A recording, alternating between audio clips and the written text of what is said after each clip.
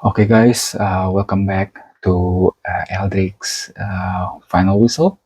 So, seperti biasa kita mau ngebahas soal sepak bola. Untuk hari ini gue mau ngebahas utamanya tentang pemain-pemain yang uh, cukup perform di musim ini. Pemain-pemain ini itu pemain-pemain yang baru aja ditransfer di musim panas kemarin. Jadi gue bakal nyebutin 5 sampai 6 pemain yang menurut gue itu uh, perform cukup bagus uh, semenjak dia baru pindah di musim panas ini. Oke, abis itu mungkin gue juga mau bakal ngebahas sedikit soal timnas, utamanya soal pelatih. Soalnya tadi sore kan ada info dari PSSI. Mungkin gue bakal ngobrolin detail lagi soal itu. Oke, oke, langsung aja. Jadi 6 pemain ini itu cuma 6 pemain yang mungkin gue lihat di liga-liga gede aja ya. Jadi pemain-pemain ditransfer di liga gede yang emang permainan yang cukup perform. Nah, pertama itu gue mau ngebahas soal si Luis Diaz. Oke, Luis Diaz dia pindah dari Liverpool ke Bayern Munchen itu sekitar 75 juta kalau nggak salah ya. Dia secara statistik musim ini dia udah ngasih sekitar 10 gol, 5 assist dari 17 pertandingan. Jadi cukup bagus banget ya kalau dari statistiknya ya. Untuk Luis di Bundesliga sendiri itu dia 6 gol 4 assist dari 10 kali main gitu. Sementara di Liga Champions dia ngasih 3 gol dari 4 kali main. Sisanya itu kayak dari piala super sama pialanya Jerman lah. Nah, kalau lo lihat ini ya, si Luis Diaz ya, emang sebenarnya agak kaget juga karena kan awalnya itu Luis Diaz itu aslinya emang dia starting di Liverpool kan, maksudnya pemain inti lah. Dan emang sebenarnya itu di awal itu isunya itu si Liverpool mau ngejual Salah kan. Cuma mungkin karena waktu pas di akhir-akhir itu Salah tiba-tiba jadi perform, terus kayak ada isu soal kontrak lah, kayak Salah bukannya Salah yang mau cabut tapi Salah yang gak dikasih kontrak, akhirnya dapat pressure segala macam. Akhirnya mungkin Liverpool Kevin kayak ya udahlah, akhirnya ngasih perpanjang kontrak ke Salah, ya otomatis akhirnya yang harus dijual si Luis Diaz. Dan waktu itu juga emang si Bayern Munchen nyari winger lagi karena kan si Sane Sane juga cabut, terus juga Coleman juga sering cedera gitu, akhirnya dibelilah tuh si Luis Diaz gitu.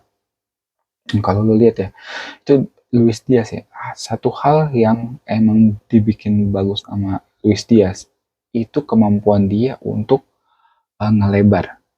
Jadi banyak banget kayaknya winger-winger sekarang ya, mereka itu tipikalnya itu cenderung masuk ke dalam, kayak dribble masuk ke dalam, dribble masuk ke dalam. Nah, Luis Diaz ini tipikal pemain yang dia itu masih mau ngelebar keluar. Dia bisa keluar, dia bisa ke dalam gitu. Kenapa gue bilang keluar bagus? Karena dengan dia posisinya larinya keluar, itu artinya dia bisa ngasih space untuk teman-temannya masuk ke situ dan ngasih opportunity mereka untuk nyetak gol gitu kan, untuk bikin gol lah. Nah, selain itu dia juga pinter masuk ke dalam, dan dia itu bisa pakai kedua kakinya buat nyetak gol. Kayak ada beberapa kayak dia gol pakai kaki kanan bisa, pakai kaki kiri bisa. Padahal kan emang dia sebenarnya kidal kalau nggak salah kan. tapi dia bisa nyetak gol pakai kedua kakinya, dan itu emang bagus banget gitu. Dan yang paling penting emang dia itu nge-pressure-nya itu bagus banget, nge-pressure-nya itu bagus. Jadi apa namanya, kayaknya si Munchen nih di bawahnya si Vincent Kompany itu memang tipikal yang cukup suka pressing juga. Jadi dia sebenarnya kepake banget sih di Bayern Munchen. Dan uh, apalagi ya, skill dribble dia itu juga jauh di atas rata-rata gitu. Jadi emang ketika dia dapat bola itu musuh juga agak susah gitu untuk bisa dapat ngedapetin bola gitu. Jadi emang dari yang gue lihat ya, dari keseluruhan transfer summer, yang paling bagus ini itu si Luis Diaz sih. Maksudnya emang dari awal dia main di Munchen, dia langsung perform, dan dia benar-benar agresif dan mematikan lah, kayak gitu. Itu buat Luis Diaz, oke. Okay? Nextnya itu mungkin ini salah satu pemain yang menurut gua menarik ya. Itu Brian Mbeumo. Dia dari Brentford pindah ke MU. Dibeli sekitar 65-70 juta ya kan. Ya, orang bilang katanya emang di awal kayak bilangnya mahal lah gitu, terlalu mahal gitu, kayak bukan bukan superstar segala macem. Tapi emang agak tricky ya kalau misalnya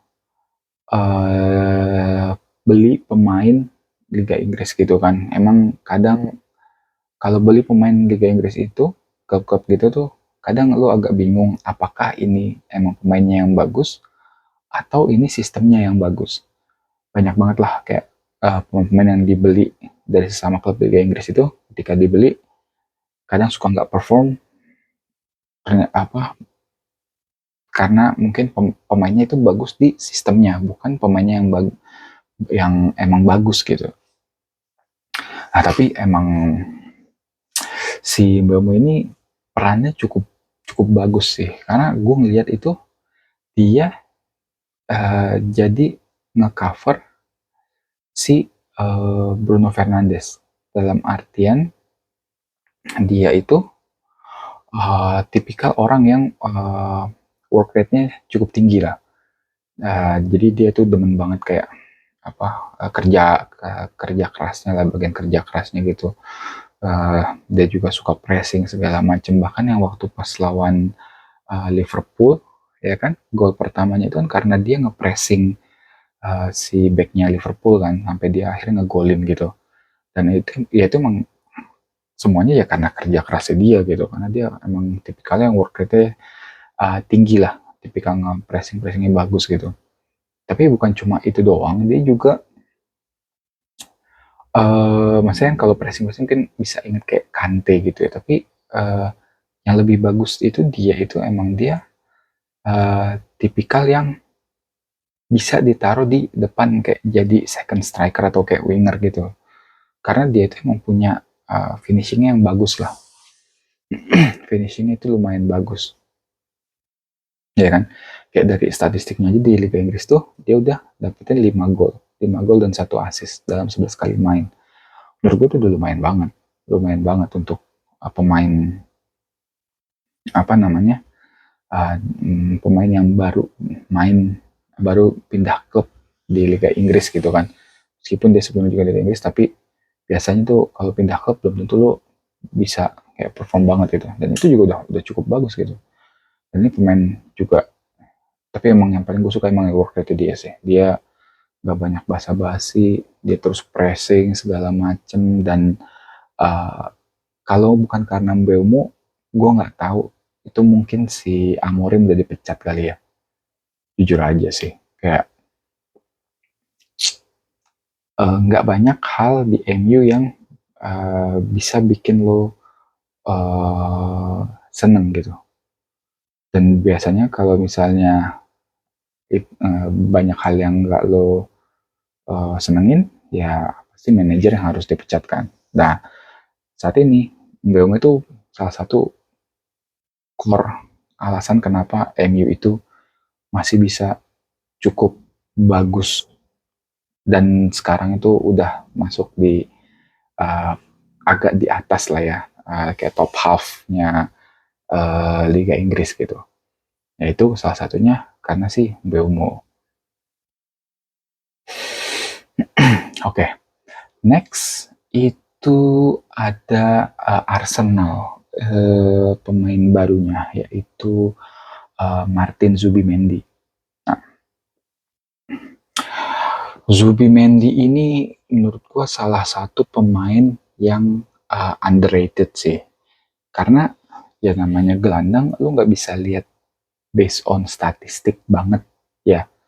Um, karena ya balik lagi, kalau lu pengen lihat bagus atau enggaknya pemain gelandang, lo harus benar-benar nonton. Lo harus benar-benar nonton.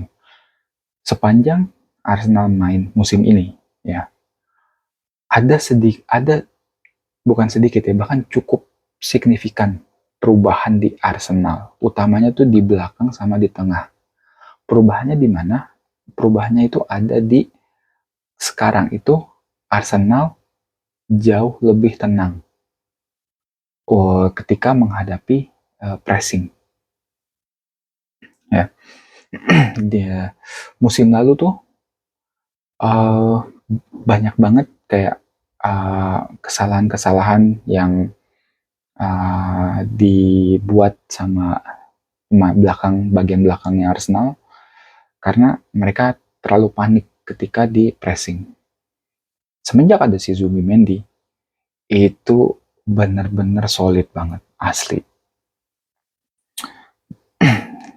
Permainan Arsenal jadi benar-benar rapi, terus juga dia yang ngatur tempo, mau main cepat atau mau main pelan gitu. Dan dia itu mungkin meskipun usianya kayak umurnya berapa sih? Masih 26 ya. Tapi dia itu udah mature banget sih. Benar-benar. Benar-benar mature banget.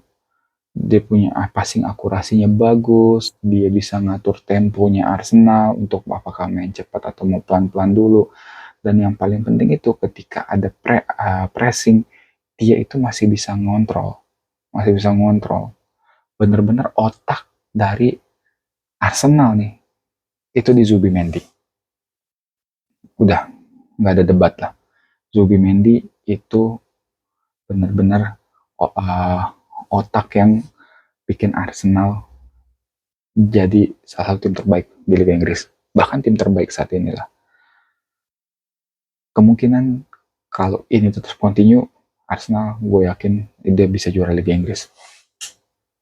Karena kekurangannya Arsenal musim lalu yang banyak banget kesalahan itu udah diminimalisir dengan ada si Zubimendi. Jadinya ya harusnya udah nggak ada alasan lagi untuk Arsenal nggak jadi juara Liga Inggris. Gitu.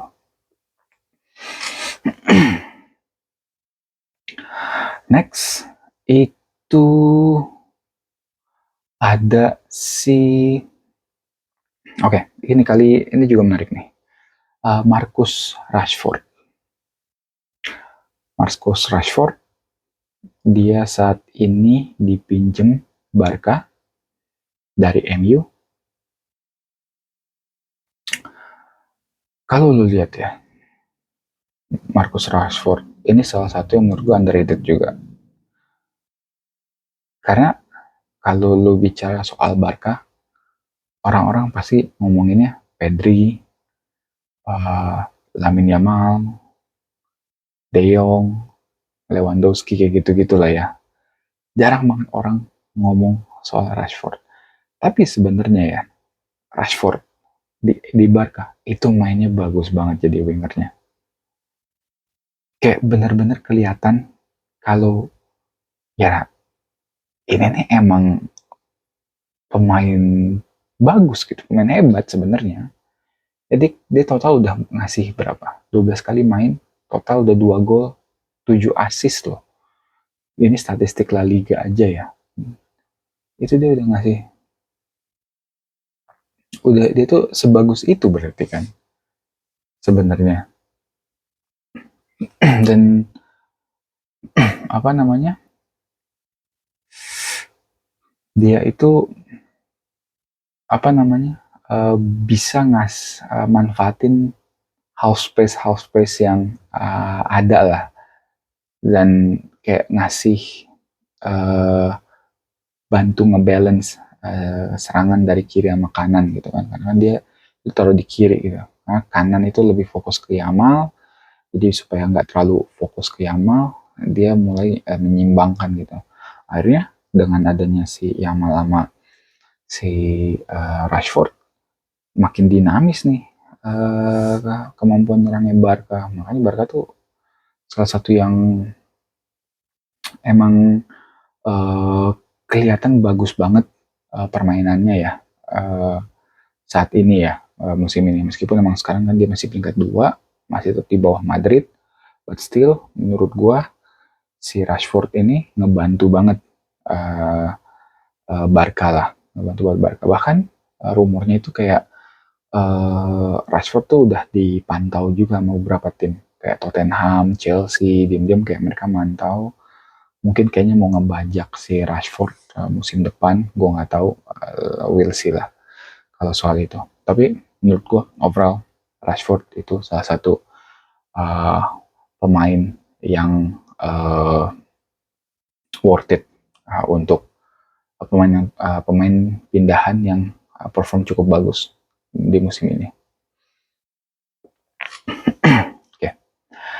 Next, tadi speaking of Chelsea, gue juga mau ngebahas salah satu wonder kita Chelsea, Estevao. Estevao. Wonderkid paling gacor di Chelsea, bahkan di Liga Inggris. Umur 18 tahun. Emang saat kurangnya dia apa? Emang dia punya kekurangan sih. Kurangnya dia apa? Kurang banyak main. Karena sekarang itu Estevao kebanyakan jadi pemain pengganti. Hampir nggak pernah dia main kayak full 90 minutes lah. Selalu kayak main kayak nggak belum pernah lah. Ya mungkin karena masih muda ya. Tapi sekalinya dia main itu benar-benar aktif banget, uh, skillnya, cara dia dribbling, kontrol bola, udah gitu dia itu tipikal yang berani ngambil resiko gitu, kayak dia dapat bola nih, kan yang banyak banget winger itu dapat bola, wah banyak nih, dibalikin lagi ke belakang, banyak nih, balikin lagi ke belakang gitu. Tapi kalau ini ya udah, coba kita tes bisa one on one, dia coba gitu, dia benar berani ngambil resiko loh, dan dia mempunyai skill untuk uh, nggak berani ngambil resiko itu. Itu kayak ibaratnya nih Chelsea ya, dengan adanya Steve tuh kayak ada uh, tambahan senjata lah gitu di menit-menit akhir, turun Estevao boom gitu, kayak langsung uh, main, tapi benar-benar ngasih impact, benar-benar surprising sih kalau kata gue. Jadi gue nggak expect si Chelsea Estevao bisa jadi kelihatan bagus banget, karena normally Chelsea kalau pemain muda jarang yang kelihatan bagus banget lah, ya kan. Tapi emang di satu sisi kan karena si Cole Palmer masih cedera, belum sembuh-sembuh, ya akhirnya Estevao sendiri jadi kelihatan lah semakin bagus. Mungkin kalau Cole Palmer nggak cedera, Estevao nggak bakal kelihatan banget spotlightnya, karena menitnya udah mungkin dipakai sama pemain lain gitu yang posisinya lebih senior atau lebih inti. Tapi overall Estevao salah satu pemain yang gacor, sangat impactful, dribblingnya gila, kontrolnya elit, the best lah. Terakhir itu dari Chelsea juga. Ada si Garnacho. Garnacho ini mungkin agak agak unpopular opinion atau agak bias ya. Tapi menurut gue Garnacho ini salah satu yang paling penting di Chelsea. Kenapa? Uh, Seperti yang gue bilang berkali-kali kayak tiap gue ngebahas Chelsea, kekurangannya Chelsea itu adalah pemain-pemain depannya pada harus ngegolin. Kalau mereka nggak ngegolin, biasanya mereka mainnya jadi egois, terus jadi kelihatan jelek. Sering banget lah kayak si Joe Pedro, terus juga Pedro Neto. Pernah kayak Pedro Neto tuh selalu kayak dapat bola shooting, bukannya dia nyari peluang untuk passing segala macam tuh enggak gitu. Tapi ketika mereka udah pada ngegolin, baru mereka mainnya terbuka, saling passing segala macam, jadi rapi gitu. Jadi kayak mereka tuh harus ngegolin dulu, baru mereka mainnya itu lepas. Sementara kalau si Garnacho ya, dari awal mainnya udah lepas. Dan dia itu mindsetnya itu pass first gitu loh. Dia ngasih passing dulu. Bukannya dia pengen nyoba ngegolin dulu. Nggak kayak pemain Chelsea yang lain. Itu yang menurut gue uh, kelebihannya Garnacho dibanding pemain-pemain Chelsea saat ini. Dan emang iya kan kemarin tuh dia ngasih 2 assist loh uh, pertandingan terakhir kan, dan itu bagus banget kalau kata gue. Dan karena itu yang dibutuhkan Chelsea saat ini, pemain kreatif yang bisa ngebantu nge-improve teman-temannya gitu untuk bisa main bagus. Bukannya pokoknya gua ngegolin biar kita mainnya bagus gitu, nggak kayak gitu. Nah, jadi kayak pemain yang selfless, yang nggak egois, itu adalah pemain yang menurut gue itu sangat-sangat dibutuhkan oleh Chelsea. Makanya mungkin sedikit bias, tapi menurut gue Garnacho itu salah satu pemain yang uh, perform banget dan worth it banget buat Chelsea musim ini. Oke, itu aja mungkin dari 6 pemain yang menurut gue transfer terbaik di musim panas 2025 ini. Nextnya gue mau ngebahas soal timnas. Tadi sore itu kan ada konferensi pers dari PSSI. Sebenarnya ya nggak terlalu banyak lah ya. Mereka cuma bilang kalau Novarianto udah deal jadi pelatih U20 sesuai dengan berita yang gue share minggu lalu. Itu udah deal. Ya pokoknya tim katanya PSSI nggak mau pakai pelatih luar karena emang tim U20-nya emang timnya Sinova gitu kan dari awal. Dia bentuk segala macam, ya udahlah kita udah percaya sama Sinova Arianto gitu, which is good lah. Oke. Terus yang kedua soal pelatih timnas, belum ada info jelas, cuma PSSI bilang kalau misalnya udah ada 5 kandidat pelatih yang bakal diinterview sama PSSI. Gue nggak tahu siapa aja, tapi gue punya 4 pelatih yang gue rasa cocok buat si timnas ya. Yang pertama itu si Timur Kapadze, which is mantan pelatih Uzbekistan. Basically menurut gua dia salah satu yang cukup pantas karena dia yang ngebangun Uzbekistan sampai sedemikian rupa sehingga Uzbekistan itu bisa main di Piala Dunia. Ya, bahkan dia ngalahin Indonesia kan waktu kita U20 ya apa U23 ya, waktu kita supaya kita bisa main di Olimpiade, tapi kita kalah lah waktu itu yang apa isunya sama si waktu Shin Taeyong sama si itu backnya gue lupa. Ya itulah yang akhirnya sampai sekarang dia nggak mau main lagi.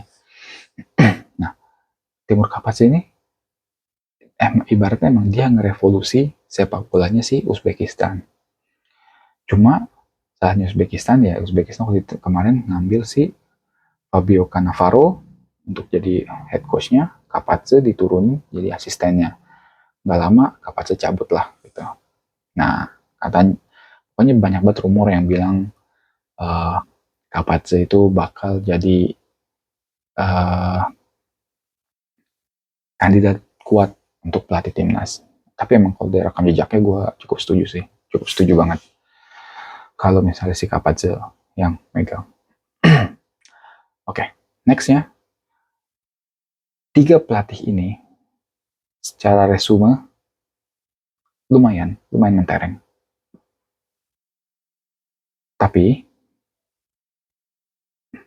3 pelatih ini itu adalah pelatih yang tujuannya buat gua itu bukan cuma sekedar manage timnas, tapi untuk ngebantu ngebuka pintu untuk pemain-pemain timnas, utamanya pemain timnas yang muda, supaya bisa dapat kesempatan bermain di Eropa. Ya, di Eropa itu ada aturan atau regulasi khusus terkait pemain-pemain non-Eropa. Kebanyakan di liga-liga gede, pemain non-Eropa itu dibatasin. Di Italia cuma boleh 2 atau 4 gitu kan. Spanyol juga cuma boleh 5 kalau nggak salah. Inggris itu mereka punya point system sendiri yang lo harus achieve itu dengan cara ya lo harus bermain di Europe dulu gitu sebelum bisa bermain di Inggris. Prancis juga kalau nggak salah cuma 4 kayak gitu-gitu. Pokoknya banyak banget yang dibatasin lah. Nah, liga yang nggak punya batasan soal pemain non-Eropa yang menurut gua bagus untuk development pemain Indonesia itu ada di Jerman sama Portugal. 2 itu aja. Liga Jerman sama Liga Portugal itu mereka nggak punya aturan khusus soal pemain non-Eropa. Ya. Dan 2 liga ini emang terkenal untuk ngedevelop pemain. Banyak banget kayak transfer pemain ngambil dari Liga Portugal atau Liga Jerman, ya kan? Jadi menurut gua pelatih kita itu kalau bisa dari Portugal atau dari Jerman. Nah, yang pertama nih, itu gue ngomong Portugal dulu ya. Kandidat menurut gue yang bagus, itu Rui Vitória. Rui Vitória. Itu menurut gue kandidat yang harusnya bisa dipertimbangkan lah sama PSSI. Kenapa? Dia itu udah malang melintang megang klub, pernah megang Benfica, megang Al Nassr, Panathinaikos. Timnas gimana? Dia pernah megang Mesir di 2002 sampai 2022 sampai 2024 lah, megang Mesir 2 tahun. Which is menurut gue kayak cukup banyak lah rekornya dia. Tapi yang paling penting dia itu punya track record bagus di Portugal. Kenapa gue bilang itu penting? Ya tadi gue bilang dengan Rui Vitória dijadiin head coach timnas, kalau misalnya ada U20, U17, U23 yang bagus, Rui Vitória itu mungkin kayak kita minta Rui Vitória untuk kasih garansi lah kayak klub-klub ini, coba dong pemain-pemain kita nih gitu. Waktu Sintayong juga, Sintayong bisa kok, ya kan? Sintayong tuh ngasih si Asnawi sama si Arhan untuk main di Korea sama Jepang. Itu yang ngebantuin kan si Sintayong. Harusnya Rui Vitória juga bisa untuk ngebantu pemain-pemain muda kita untuk ke untuk bisa main di Portugal gitu. Itu untuk yang Portugal. Untuk yang Jerman, gue sebenarnya ada dua. Yang pertama itu si Sandro Schwarz. Sandro Schwarz itu pelatih Jerman. Sekarang masih ngelatih New York Red Bull. New York Red Bull. Jadi emang dia megang di New York Red Bull. Umurnya juga masih muda, 47 tahun. Kalau misalnya emang kita mau megang yang pengen yang agak lama, mungkin ini bisa jadi opsi. Tapi kalau kata gue sebenarnya ini agak kecil ya, karena dia di Red Bull juga masih panjang ininya, meskipun dan terus juga biasanya kalau masih muda pasti pengen muter-muter dulu lah, nggak mau langsung megang tim nasional gitu. Tapi ya jadi salah satu opsi lah si Sandro Schwarz ini. Yang terakhir itu ada di Bernd Stork.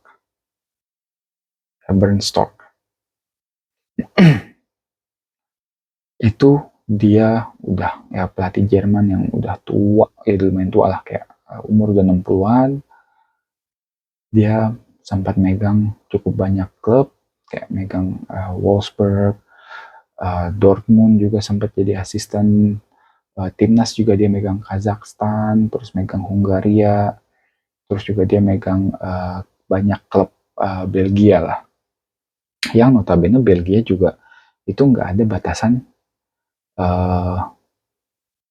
non Eropa, pemain non Eropa. Tapi ya gue expect kalau misalnya emang si tim pelatihnya dari Jerman, cobalah pelatih Jerman tuh untuk bantu pemain muda kita supaya pemain kita itu bisa bermain dan develop di Jerman gitu. Menurut gue itu bakal jauh lebih bermanfaat dibanding fokus pada pemain yang strategi aja ya. Gue bukan bilang strategi itu nggak penting, strategi penting. Cuma saat ini perkembangan sepak bola kita itu fokusnya hanya di naturalisasi diaspora. Maksudnya kita mencari pemain-pemain Indonesia keturunan, which is sebenarnya good, tapi itu artinya level kita bakal nyampe titik level tertentu lah kalau kita cuma ngandelin naturalisasi diaspora kita. Nah, salah satu untuk yang ngebantu naikin ke level selanjutnya itu adalah dengan cara kita coba untuk ngembangin pemain-pemain muda kita nih yang ada di Indonesia ini. Gimana caranya? Coba kita bawa ke Eropa, ke liga yang emang terkenal untuk mendevelop pemain-pemain. Jerman dan Portugal. Itulah kenapa gue pengen banget kalau misalnya Indonesia dipegang sama head coach-nya dari Jerman atau dari Portugal. Oke, itu aja dari gue. Let me know what you guys think. Jangan lupa follow, subscribe, like, comment, share, apapun itu. Mungkin dalam 1-2 hari ke depan gue bakal upload soal NBA. Mungkin bahas soal pemain-pemain yang menurut gue perform paling bagus musim ini juga. Ya, itu aja kali ya. Oke. Thanks for watching and I'll see you next time. Okay, bye-bye.